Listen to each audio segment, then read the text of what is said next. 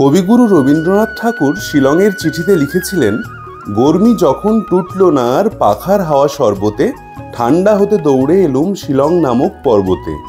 বিশ্বকবি একান্ত নির্জনতায় সাহিত্য সৃষ্টির জন্য 1919 সালের 11ই অক্টোবর রেলে চড়ে আসাম হয়ে শিলংয়ে পা রাখেন। তিনি পাইন গাছের আলোছায়া বেষ্টিত ব্রুকসাইড বাংলোতে উঠেছিলেন। এখানে তিনি 3 সপ্তাহ কাটান।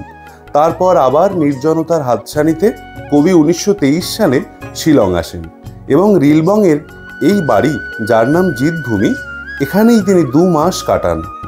আসলে কবিগুরুর যাওয়ার কথা ছিল দেরাদুনে, কিন্তু ভাতুষপুত্রী মনীষার স্বামী ডাক্তার দেবেন্দ্রনাথ চট্টোপাধ্যায়ের জিতভূমি নামক বাড়িটি 200 টাকায় ভাড়া পাওয়া গেলে সেখানেই যাওয়ার সিদ্ধান্ত হয়। অপূর্ব পাহাড়ি প্রাকৃতিক পরিবেশে অবস্থিত কাঠ ও সিমেন্টের তৈরি এই বাড়িটি সুন্দর ও সুসজ্জিত বাগান দ্বারা পরিবেষ্টিত। বাড়িটিতে ব্যবহৃত আসবাবপত্র থেকে ঠাকুরঘর সর্বত্রই কবিগুরুর ছোঁয়া আজও অমলিন। কবির জনপ্রিয় উপন্যাস শেষের কবিতায় অমিত লাবণ্যের রোমান্টিকতায় শিলং বাগময় হয়ে উঠেছে। বাঙালির সকল আবেগেই কবিগুরু মিশে আছেন। ভ্রমণের উচ্ছ্বাসেও সে কথা সমভাবে প্রযোজ্য।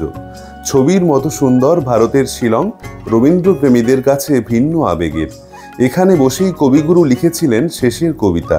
শুধু কি তাই, রক্তকরবী নাটক আর যোগাযোগ উপন্যাস লেখার সূচনাও ঘটে এই শিলংয়ের মাটিতেই।